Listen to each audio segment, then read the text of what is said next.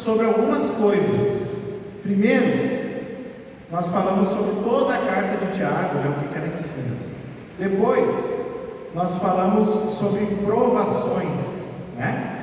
Que as provações são a musculação da nossa fé, para deixar a nossa fé mais forte, né? Depois, semana passada, nós falamos sobre tentações, né? E nós aprendemos que ao contrário da provação que vem de Deus, a tentação não vem de Deus. Ao contrário da provação que vem para nos fazer mais forte, a tentação vem para nos derrubar. E o inimigo usa a nossa própria carne para fazer a gente cair, né? Então a tentação não é culpa de mais ninguém, senão da nossa própria carne. A gente escolhe pecar, né, quando a gente é tentado. E hoje a gente vai falar em Tiago 1, do 19 ao 27, se você puder abrir o seu livro. E nós vamos aprender juntos que a fé ativa ela não fica só na teoria. Não existe no cristianismo faça o que eu digo, não faça o que eu faço. A fé ativa, ela é teoria, mas ela é prática também. Então não adianta nada eu saber tudo de teologia, ser formado em vários cursos, estudar tudo da Bíblia, se eu não praticar aquilo que a Bíblia ensina. Né? Isso é uma hipocrisia, o nome disso. Então assim, irmãos, se você abriu, diz amém. Se você achou, diz amém. Tiago 1, 19 ao 27. Vamos ler? Diz assim: meus amados irmãos, tenham isso em mente, sejam todos prontos para ouvir, tardios para falar e tardios para irar-se, pois a ira do homem não produz a justiça de Deus. Portanto, livrem-se de toda a impureza moral, da maldade que prevalece, e aceitem humildemente a palavra implantada em vocês, a qual é poderosa para salvá-los. Sejam praticantes da palavra e não apenas ouvintes, enganando-se a si mesmos. Aquele que ouve a palavra, mas não põe em prática, é semelhante a um homem que olha a sua face no espelho e depois de olhar para si mesmo, sai e logo esquece a sua aparência.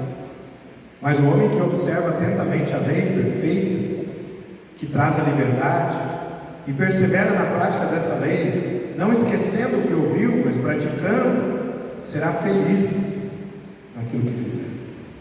Se alguém se considera religioso, mas não refreia a sua língua, engana-se a si mesmo.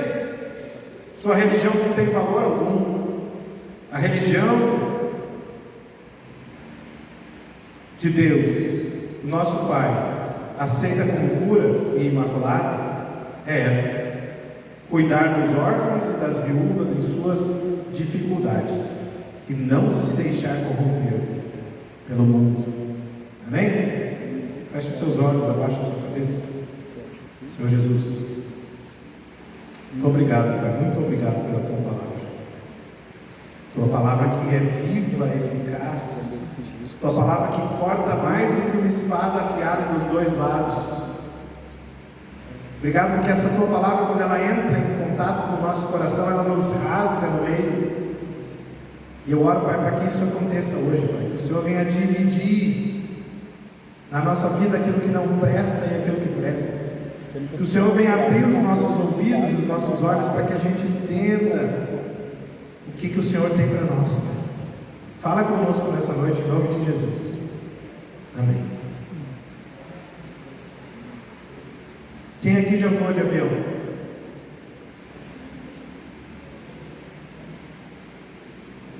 Se você tivesse comprado uma viagem, uma passagem de avião hoje,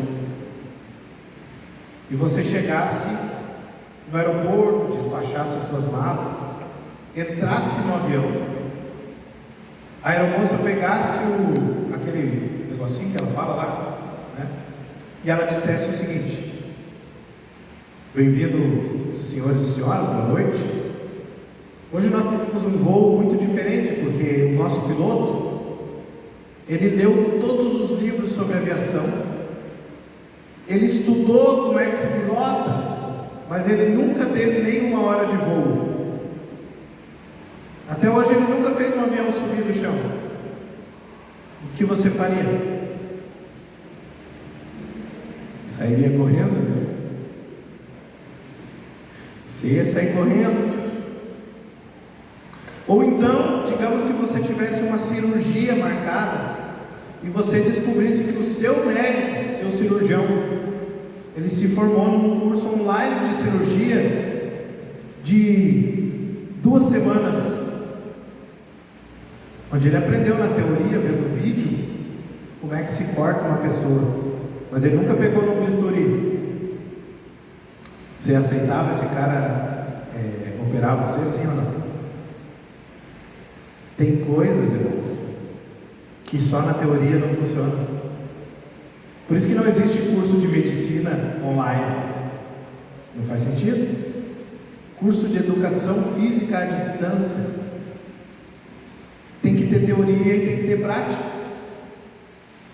E o cristianismo, assim como a medicina, assim como pilotar um avião, ele não funciona só na teoria. Não adianta você saber tudo de Bíblia, você saber grego e hebraico, latim, um monte de versículo de cor, e você não obedecer aquilo que o versículo diz. Cristianismo não é só teoria. Cristianismo é teoria e prática. E na passagem bíblica de Tiago, que nós lemos hoje, nós somos confrontados. Porque Tiago vai dizer: se você só ouve, mas não coloca em prática, você está enganando a quem? Si mesmo. Você não está enganando o outro, você não está enganando o pastor, você não está enganando Deus. Que às vezes a gente acha que isso é possível, né? Enganar Deus. Tem uma musiquinha de criança, né? Das crianças que fala: não dá para brincar de esconde-esconde com Deus. Porque não tem graça, ele sempre sabe onde é que a gente está escondido. Brincadeira acaba rápido. A gente brincando de esconde-esconde com Deus é igual o Josué brincando de esconde-esconde comigo. Ele vai sempre no mesmo lugar. Eu já sei onde ele vai, né? Mas ele tem 2 anos. E a gente com Deus é a mesma coisa, né? Deus já sabe. Então, meus irmãos, a gente não engana Deus, a gente não engana.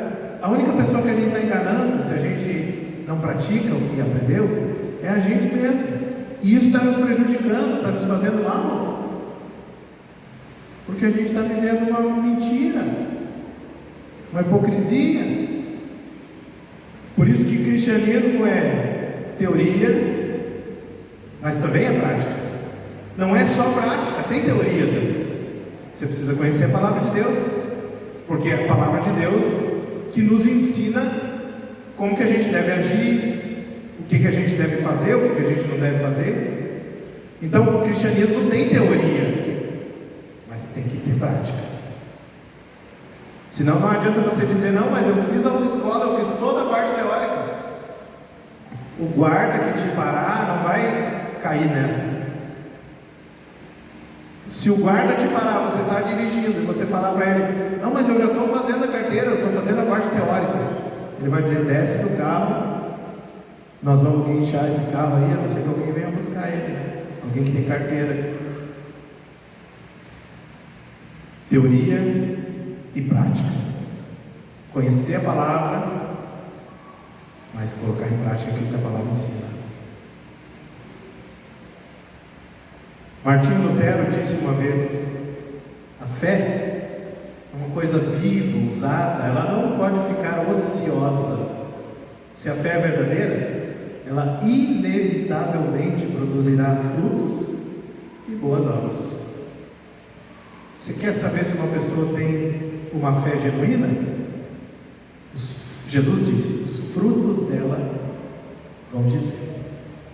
Você olha para a vida dela, para a conduta dela, para a maneira que ela trata o marido, o esposo, os filhos, os empregados, o patrão, a maneira que ela dirige no trânsito, como é que ela trata os outros motoristas, os coleguinhas aqui, né? A maneira que eu sempre digo assim sobre homens, né? Você quer saber como um homem é de verdade? Tem 2 maneiras: larga uma bola no campo e manda ele escorrer e jogar ali, que você vai ver como é que é o coração daquele homem. Ou você coloca ele para dirigir e senta do lado. E vamos dar uma volta. Eu já fiz isso algumas vezes. Vamos dar uma volta de carro. Vamos no teu. Senta ali. E a gente vai observando, né? Como é que aquele irmão faz. Daí tem um sinal vermelho. Daí tem alguém atravessou. Porque o fruto, ele comprova a semente. O fruto diz que árvore é aquela. Eu, ao contrário da irmã Alzira, não conheço muito de árvores. Ela conhece. Então, se eu olhar para uma árvore, se não tiver uma maçã pendurada, eu não vou saber que é uma macieira. Digo, de melancia eu sei que é no chão, né? A árvore diz, o fruto diz qual é a árvore, qual é a semente. Que fruto que você está dando? Você está dando fruto digno de alguém que se diz cristão? Ou você está dando fruto diferente do que aquilo que você faz? Ou pior, você não está dando fruto nenhum, né? Essa é uma pergunta que fica para a gente refletir. Eu não sei quem lembra, mas na primeira mensagem da série de Tiago, eu expliquei que esse Tiago era era um dos irmãos de Jesus, né? Não era dos 12 apóstolos de Jesus. No grupo dos 12 tinha 2 Tiagos. Esse Tiago não é nenhum daqueles, é outro. Esse Tiago é irmão de Jesus, filho de Maria e José. E Tiago escreve preocupado com aqueles judeus que estavam se convertendo ao cristianismo. Tinha vários judeus se tornando cristãos. E eles estavam espalhados pelo mundo porque tinha perseguição, né? E aí eles se espalharam pelo mundo. E aí Tiago resolve escrever essa carta porque esses irmãos estavam sofrendo muita perseguição, muita tribulação, muita dificuldade. Por isso que Tiago começa falando sobre provações, para animar, para encorajar aqueles irmãos. Ele fala de provações, ele fala de tentações. E no meio de toda essa pressão cultural, essas perseguições, essas provações, tentações, muitos daqueles irmãos estavam se tornando apenas ouvintes. Eles iam numa sinagoga, ouviam o que era ensinado e durante a semana esqueciam o que era ser um cristão, um seguidor de Jesus. Quando a gente era criança, tinha um semente de vida, né? Que vinha tocar na igreja, um grupo de louvor. E eles cantavam uma música que perguntava: na segunda-feira você me amará? Falava a música, eu não lembro da letra, agora eu era pequeno. Mas eles cantavam dizendo que no domingo, né, a gente botava roupa para vir no culto, roupa de crente, se vestia e tal. Mas e na segunda-feira? Depois que acaba tudo, depois que desliga a luz, que fecha a porta, que vai embora, que chega em casa, a gente se lembra de Jesus? Naquela época estava acontecendo isso, porque era costume nas sinagogas, eles não tinham esse tipo de pregação que a gente tem aqui, né? Eles liam, eles abriam, né, Isaías e liam, né? Hoje nós vamos ler Isaías, tal, eles liam. Então, liam em voz alta. Então, muitas pessoas ouviam e aquilo entrava por um ouvido e saía pelo outro. Entrava no ouvido, saía pelo outro. Quer saber se a pessoa prestou atenção? Segunda-feira manda uma mensagem e pergunta: qual foi a mensagem que o pastor pregou ontem mesmo? Ainda bem que tem o YouTube, né, Marcelinho? Que nos salva às vezes. Qual era o texto da Bíblia mesmo? Às vezes chega na quarta-feira no PGM e a gente já não lembra mais o texto que foi lido, né? Porque no nosso PGM a gente relembra o que foi pregado hoje, né? Então ajuda a gente a não esquecer. Mas deixa eu te perguntar, como é que é na sua vida? A palavra, ela entra, ela causa um impacto, ela muda a sua vida, ou ela sai, entra no ouvido e sai no outro?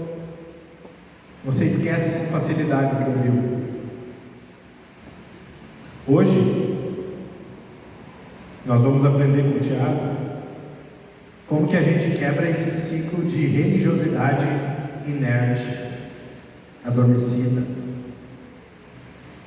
ociosa, como diz o Lutero. Tiago 1, 19 e 27 ensina que a fé cristã é ação, transformação e prática diária. A fé cristã, meus irmãos, não é uma filosofia de vida, não é uma maneira de se vestir, de falar. A fé cristã é mudança, transformação, arrependimento. Se não tem mudança, não tem fé de verdade. Se não tem mudança, tem só religiosidade. E religiosidade sem Jesus não serve para nada. A nada. Então nessa noite a gente vai ver 4 verdades sobre a fé, que não fica só na teoria, mas ela é prática também. E a primeira verdade é que a fé ativa ouve com atenção e reage com sabedoria. Ouve com atenção e reage com sabedoria. Tiago diz: todo homem seja pronto, lá no começo, né? Pronto para o quê? Tardio para e tardio para. Hoje em dia é o contrário. Todo homem seja pronto para irar-se, pronto para falar e tardio para ouvir. Não é verdade? Eu sempre falo, eu já falei isso aqui, né? Daquelas pessoas que dizem assim: não, mas eu falo mesmo. Eu falo mesmo. Doa quem doer, eu falo mesmo. Eu nunca vi alguém dizer assim: eu ouço mesmo. Não, eu ouço mesmo. Pode falar que eu ouço. Não tem. A gente não tem paciência para ouvir o outro. Às vezes o outro está querendo falar e eu já estou pensando o que eu vou responder. Deixa eu te falar uma coisa. Eu aprendi muito cedo na minha vida que eu não tenho resposta para tudo, né, Ismael? Ismael está fazendo um podcast agora, logo vai pro ar. E daí ele me pergunta umas coisas, às vezes eu não tenho resposta. E eu não vou ter mesmo. E a gente precisa admitir que a gente não tem resposta para tudo. E outra, como é que eu vou dar uma resposta para alguém se eu não ouvi a pergunta? Eu não prestei atenção naquela pergunta. Quantas e quantas vezes nós estamos ouvindo o outro, mas assim, a gente está só olhando para o outro. A nossa mente está pensando: como é que será que está o jogo? O que tem de janta? Não tá.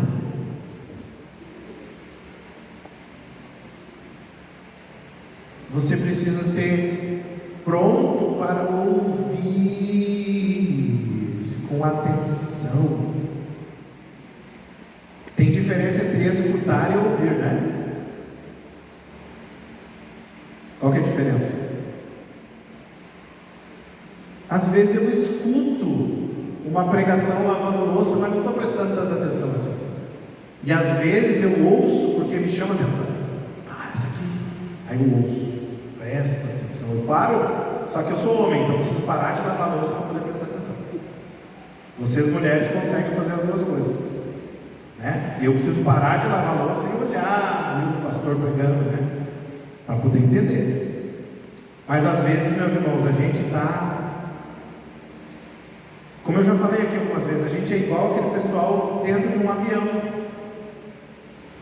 A gente está louco para que acabe logo.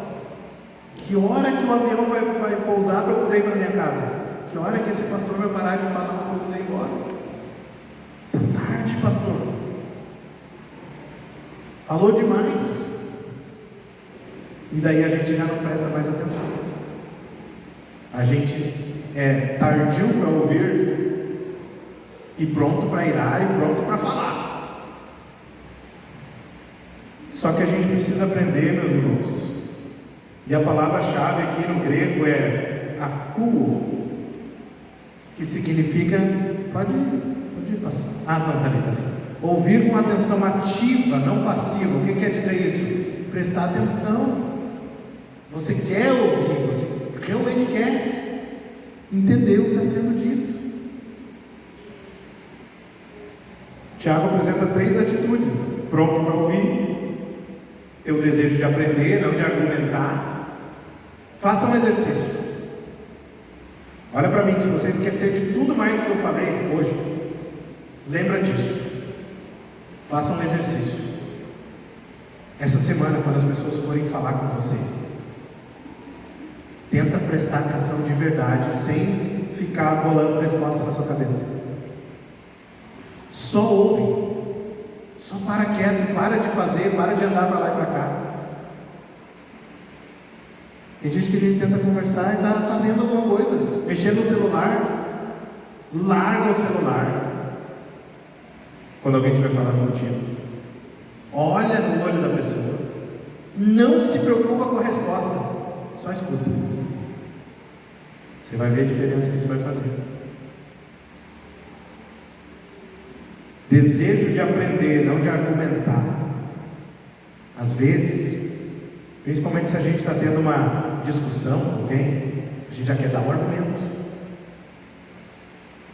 Aprende a ouvir, mesmo quando é algo que você não gosta, mesmo que seja uma crítica a você, mesmo que seja uma coisa que alguém está dizendo que está te deixando nervoso. Escuta, ouve, presta atenção. Depois tardio para falar, né? O que é isso?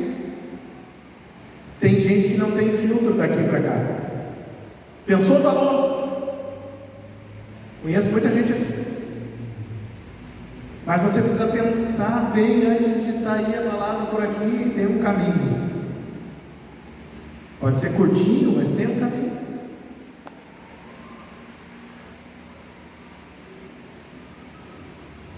Espera o teu coração discernir bem o que você ouviu. Respira, fala com Deus, ora, pede paciência. Depois você responde. E terceiro, tardio para irar. A ira precipitada é incompatível com a justiça de Deus. Meu irmão, a ira é algo terrível. Se a gente não souber controlar, a gente bota os pés pelas mãos mesmo. Quem nunca fez isso, levanta a mão. Todos nós já fizemos. Todos nós já fomos dominados pela ira e já botamos os pés pelas mãos e já falamos o que não queríamos falar, o que magoou, machucou alguém, porque a gente não foi tardio para falar e nem tardio para irar. Provérbios 10:19 diz: no muito falar não falta transgressão. O que isso significa? Se eu falar demais no meio de tudo que eu falo, vai ter um monte de transgressão. Eclesiastes 5:2: não te precipites com a tua boca. É fácil isso que eu estou falando, irmãos? Não é. Principalmente para os sanguíneos. Os fleumáticos talvez seja mais fácil, né? Mais tranquilo, porque a pessoa mais pacata, né? Mais de boa, assim. Mas aquele que tem sangue nos olhos, né? Ah, pastor, eu tenho sangue na veia, não consigo. Consegue, porque você tem o Espírito Santo de Deus. E é o Espírito Santo de Deus que tem que controlar as suas atitudes, as suas reações, a sua boca, suas mãos, seus pés, seus pensamentos. Já não sou mais eu que vivo, mas Cristo que vive em mim. John Stott diz: ouvir é um ato de amor. Quem não sabe ouvir também não sabe amar. Você já parou para pensar que talvez as pessoas que convivem com você, se você não as ouve, elas não se sintam amadas por você? Se você é uma pessoa que não costuma ouvir as pessoas que estão ao seu redor, pode ser que essas pessoas não se sintam amadas por ti, por mais que você diga de vez em quando que ama, ou dê um presente, ou sei lá. Ouvir é amar. Se você está sempre ocupado com seus filhos, eles vão achar que você não ama eles. Se você não para olhar no olho, para brincar um pouquinho, quando eles são pequenos, eles vão crescer e aí vai ser tarde. A gente precisa aprender a amar com os nossos ouvidos.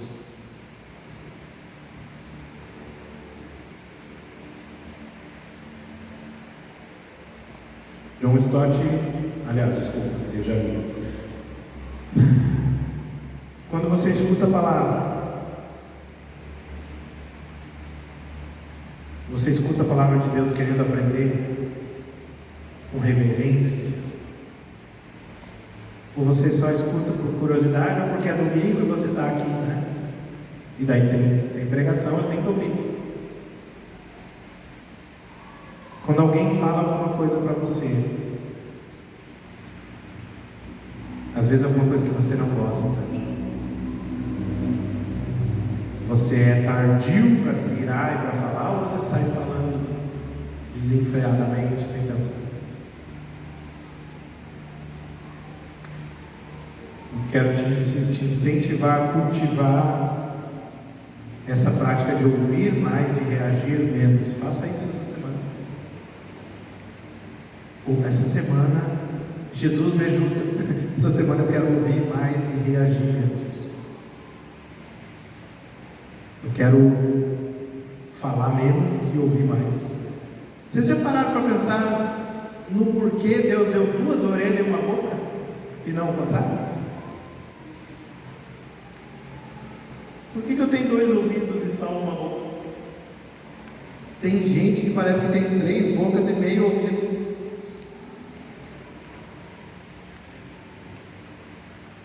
Nós precisamos entender as proporções das coisas, né? A gente tem que ouvir mais e falar menos. Segunda verdade que a gente aprende sobre a fé ativa é que ela recebe a palavra com humildade. Tiago 1, versículo 21, portanto, despojando-vos de toda impureza, acúmulo de maldade, recebei com mansidão a palavra em vós implantada, diz o texto. A palavra de Deus foi implantada, enxertada no seu coração, o qual é poderosa para salvar a vossa alma. E a palavra implantada aqui é imputos, que significa implantada, é da onde vem a palavra portuguesa imputar, né? Implantada, enraizada profundamente.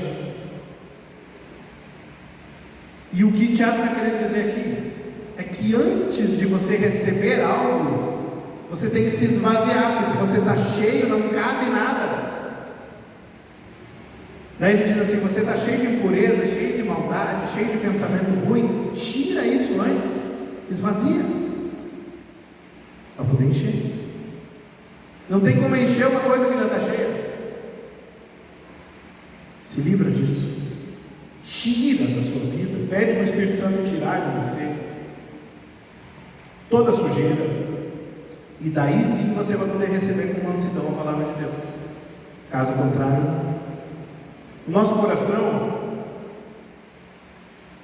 é como aquele solo cheio de espinhos que Jesus falou na parábola do semeador. O solo cheio de espinhos, e esses espinhos da nossa vida são essas impurezas, maldades, pecados. No meio dos espinhos as sementes caem e elas até começam a germinar, mas o que acontece com o tempo? Sufoca, por causa das preocupações dessa vida, por causa da impureza, por causa do pecado. E aí a palavra de Deus, que estava começando a brotar, morre.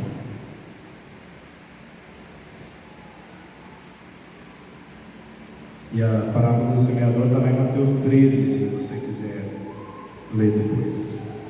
1 Pedro 2, 1 e 2 diz assim: despojando-vos de toda impureza e tal, ele vai dizer: desejai ardentemente o genuíno leite espiritual. E Jeremias 4 diz: lavrai para vós o campo novo e não semeeis entre os espinhos. Irmãos, isso é profético. Ele está dizendo assim: lavrar, né? Trabalhar a terra do campo novo do seu coração, tira toda a impureza, todo o toco, toda a sujeira, tudo que não presta, que vai te atrapalhar de plantar, todo espinho, e não planta nada, não Não semeia nada enquanto tiver espinho. Não semeia entre os espinhos.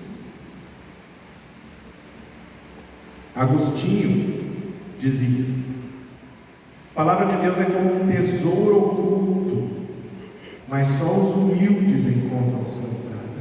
Por que humilde? Porque para você reconhecer que está errado, você tem que ser humilde. Para você reconhecer que tem pecado na sua vida, você vai precisar de humildade. Sem humildade não tem como ser crente, porque a primeira coisa, o crente tem que admitir que é pecador. Se eu não admito que eu sou pecador, eu acho que eu não preciso de Jesus. E aí eu sou aquele são que não precisa de médico. Que na verdade não é são, né? É só mentiroso. Está com a perna caindo e está dizendo, não, estou bem. Humildade para admitir que você tem pecado, que precisa tirar esse pecado da sua vida, para você poder encher ela com a palavra, encher com as coisas de Deus. Deixa eu te perguntar, quais as sujeiras que precisam ser removidas hoje da sua vida? Quais são esses espinhos que estão te sufocando e não deixam a palavra de Deus germinar e crescer, não deixa você frutificar, não deixa você crescer na fé, e você esmorece com facilidade, anda um pouquinho com Deus, daqui a pouco cai, anda mais um pouquinho, cai, anda um pouquinho, cai. O que você precisa tirar, arrancar fora, para poder dar fruto? Você precisa aprender, meu irmão, minha irmã, a confessar pecados diariamente. Você precisa fazer aquilo que a gente chama, no Celebrando a Restauração, de inventário moral diário. No final do seu dia, analisa bem o dia, pensa naquilo que você fez que não agradou a Deus e confessa. Ah, mas Deus não sabe. Ele sabe, mas Ele quer que você fale. E Ele não quer que você diga assim: Senhor, perdoa a multidão dos meus pecados. Não. Ele quer que você diga: Senhor, me perdoa porque eu menti. Senhor, me perdoa porque eu falei mal daquela pessoa. Senhor, me perdoa porque eu briguei, porque eu fui grosso, estúpido com a minha esposa. Senhor, me perdoa. Ele quer que você fale, dê nome, confessar isso. Não é dizer: Senhor, me perdoa porque eu pequei. Ele sabe que você pecou. E Ele sabe o pecado que você fez, mas Ele quer que você fale. Porque Ele quer que você faça que nem criança, né? Eu já falei várias vezes. Quem quebrou aquilo ali? Não sei. Foi Ele. Ele quer que você assuma, admita. Porque se você não reconhecer, não tem perdão. Você precisa admitir. Admitir é o primeiro passo. Admitir é o primeiro passo para você vencer o pecado. Então você precisa confessar todos os dias e pedir que Deus prepare o solo do seu coração para receber a palavra. Faça isso de manhã, quando acordar, e faça isso de noite também. Faça isso no meio do dia. Faça quantas vezes você achar necessário. Só se você estiver dirigindo, não feche os olhos. Mas faça, não interessa, pode ser até dirigindo. Você pode falar com Deus, confessar o pecado, pedir perdão, pedir ajuda para vencer. Terceira coisa, a fé ativa pratica a palavra, ela não só ouve. Sede praticantes, não somente ouvintes, enganando-vos a vós mesmos. A palavra grega aqui é poietes. Alguém que cria, alguém que faz, alguém que realiza com as mãos. O verdadeiro discípulo transforma aquilo que ele ouviu em atitude prática. Ele pega aquela palavra, aquela argila da palavra ali e molda, né, de acordo com a vida dele, uma coisa prática. Faz acontecer, faz se tornar realidade. Tiago compara, eu acho isso bem interessante, aquele ouvinte negligente, né, que ouviu, não prestou atenção, com alguém que foi até o espelho, se arrumou para vir no culto, né, botou a roupa de domingo, foi até o espelho, olhou, Deu meia volta. Ah, que roupa que eu estava mesmo? Se esqueceu. Se olhou no espelho e se esqueceu da sua própria imagem. Deixa eu te perguntar uma coisa. O espelho, eu não sei o seu, mas o meu espelho só mostra a realidade.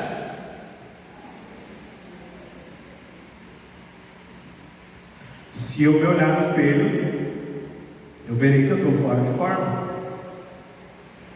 Se eu me olhar no espelho, eu verei como é que está o meu rosto, como é que está o cabelo, como é que está a roupa. Só a realidade. A não ser aqueles espelhos, né? Temos que deixar a gente mais gordinho, mais magrinho, mais alto, né? Mas o espelho normal mostra a realidade. E a palavra de Deus, ela faz o que quando a gente lê? Mostra a realidade. Você olha a palavra de Deus, você vê assim, isso aqui eu não estou bem legal. Essa parte aqui, eu preciso melhorar um pouco.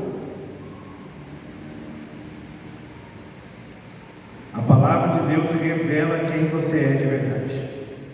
Não tem como você ficar frente a frente, cara a cara com Deus, com a palavra de Deus, e não acontecer nada. Se não aconteceu nada, é porque você não é convertido, não é crente. Porque crente de verdade anda de acordo com o que a palavra ensina, obedece, muda. Não adianta ouvir 1000 vezes e não mudar, né? Mateus 7,24 diz: todo aquele, pois, que ouve essas minhas palavras e pratica, será comparado com o homem prudente. Lembra dessa história? O homem prudente construiu a sua casa sobre a rocha. Veio a chuva, veio a tempestade e não abalou aquela casa, porque ela estava em cima da rocha, que é Jesus. João 13:17. Ora, se sabeis essas coisas, bem-aventurados sois, se as praticais. Não adianta saber, tem que praticar. Não adianta eu saber que se eu pegar parte do meu dinheiro e investir, eu vou ganhar dinheiro, meu dinheiro vai multiplicar, vai render. Eu sei, eu fiz um curso. Tem que botar dinheiro lá, não. Teoria às vezes não funciona sem a prática, né? Quase sempre. Não adianta só ter teoria. O Dietrich Bonhoeffer escreveu: somente aquele que crê é obediente. Somente aquele que é obediente crê. Interessante, né? Só obedece a palavra quem crê na palavra. E se você crê na palavra, você obedece. Quais as áreas da sua vida que você sabe que você está ouvindo, mas não está botando em prática? Você já ouviu claramente de Deus o que é o certo? Deus já te falou claramente o que você devia fazer, mas você não está obedecendo. Que área da sua vida você precisa passar a obedecer a partir de agora?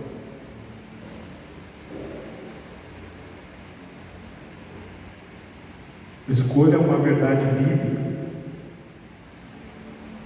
que você tem ouvido repetidamente e decida colocar em prática essa semana. Uma verdade. Que a gente caminha uma coisa de cada vez, né? Não dá para querer fazer tudo. Uma coisa que Deus está te incomodando há tempos. Ele está falando: muda, meu filho, muda, minha filha. Obedece. E você está teimando. Escolha essa uma coisa, e essa semana você vai mudar. Amém? terminar, a fé ativa pratica o amor e a santidade. Versículo 26 e 27. A religião pura e imaculada para com o nosso Pai é essa: visitar os órfãos e as viúvas nas suas tribulações e guardar-se isento da corrupção do mundo.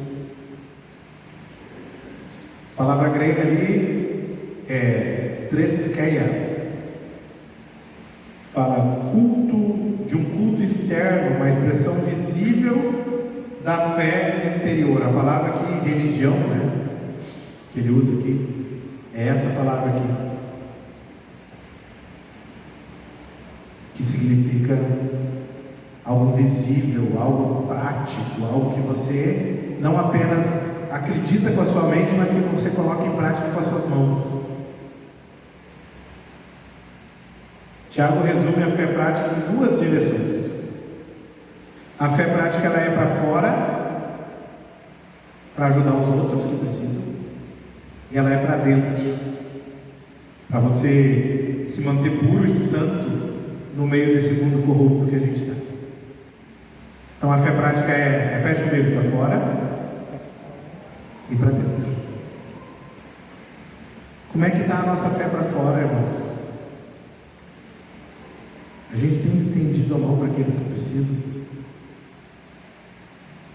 Se a gente sabe que um irmão está necessitado, a gente está indo ajudar, estendendo a mão, levando ajuda?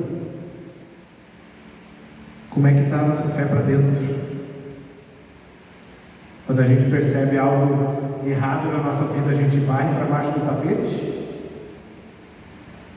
Ou a gente expõe, a gente confessa para ser perdoado?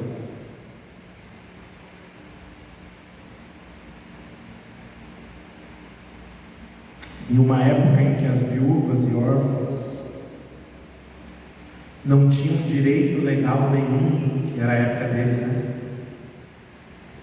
Uma viúva e um órfão não tinham de onde tirar sustento, porque era só o homem que provia dinheiro naquela época. Não tinham nada, não tinham dignidade nenhuma. Nessa época, visitar alguém era um ato de compaixão radical. Se você fosse visitar uma pessoa miserável dessas, você era algo que não era nem muito bem visto na sociedade, porque o judeu, ele tinha aquela coisa de não se mistura, igual o Kiko, né? Não se mistura com a gentalha. Eles não se misturavam com pessoas que eles achavam que eram menores que eles, menos importantes. Então assim, o cobrador de imposto, a prostituta, o leproso, a viúva, gente sem importância. Então principalmente os religiosos da época não se misturavam. Vocês lembram da parábola do samaritano, né? Passou lá um ministro de louvor, carregando o violão nas costas. Não, estou atrasado para o ensaio. Passou o pastor, com a Bíblia embaixo do braço. Não dá, vou me sujar, tem que pregar. Aí veio um espírita homossexual. Se for comparar com os dias de hoje, e teve amor por aquela pessoa. Então, meus irmãos, não adianta a gente ter religião teórica, a gente tem que colocar a mão na massa também e ajudar quem precisa. Isaías 1,17 diz: defendei o direito do órfão, pleiteai a causa das viúvas. Romanos 12,2: não vos conformeis com este século, mas transformai-vos pela renovação da vossa mente. Charles Spurgeon vai dizer: a verdadeira fé atua pelo amor e se revela no cuidado prático com os necessitados. A sua fé, ela é visível na maneira como você trata os mais vulneráveis. Você se separa das impurezas desse mundo. Você está exercendo a religião para fora e para dentro?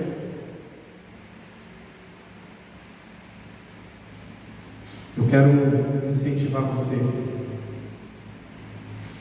que a gente possa pensar mais como igreja, iniciativas de misericórdia. Há um ano atrás, a gente estava com 50 pessoas aqui dentro por causa da enchente. Ontem fez um ano, né? Um ano. E de lá para cá, o que a gente tem feito? Naquela época a gente fez muita coisa, ajudou muita gente, limpou muita casa, deu comida, deu roupa. O que a gente tem feito? O que a gente pode fazer? Como que a gente pode se envolver como igreja? Talvez a gente possa implantar um ministério de misericórdia, né? Para ajudar pessoas necessitadas. Talvez você pode ser o líder desse ministério. Pastor, eu quero. Sabe? A gente precisa, como igreja, praticar mais, mas a gente também precisa praticar mais a vigilância espiritual. A gente precisa mais de jejum e oração. A gente precisa mais de santidade. A minha esposa hoje colocou no grupo das mulheres lá que ela começou um jejum de Daniel, 21 dias. Comendo só legume, fruta.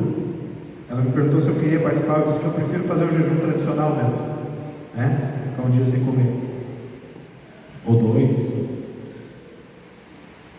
Mas o fato é que a gente precisa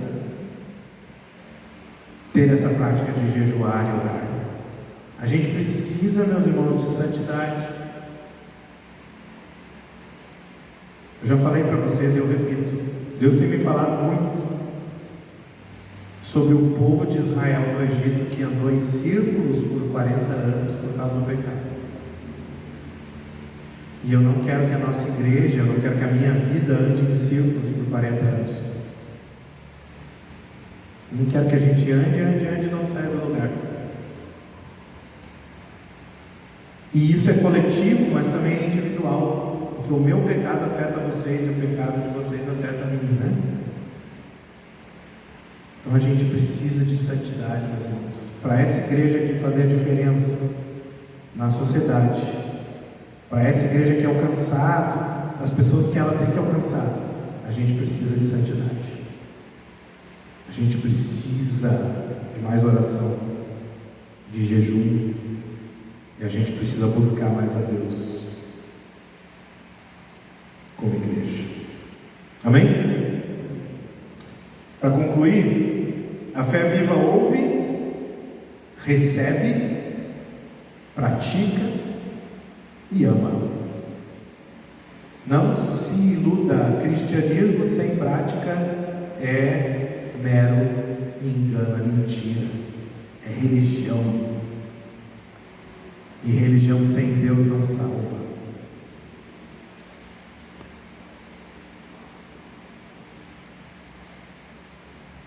Você está satisfeito em só ouvir sermões domingo após domingo? Ou o seu coração arde por obedecer aquilo que Deus está falando? Você está satisfeito em vir na igreja? Você está satisfeito em dar o seu dízimo? Você está satisfeito em participar de um ministério? Ou você quer mais?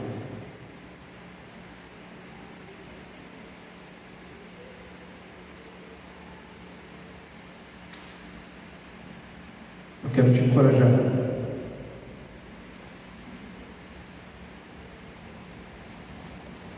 Que você peça a Deus, que Deus transforme o que você sabe em quem você é.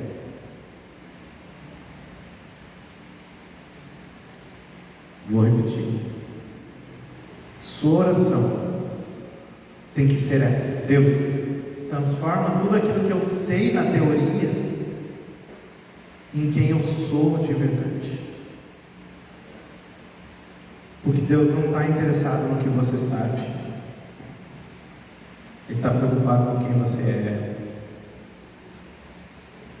de quem você é.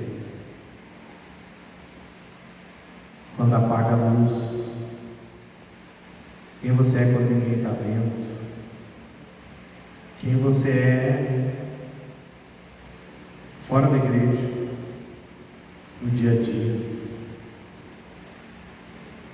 Nós vamos cantar uma música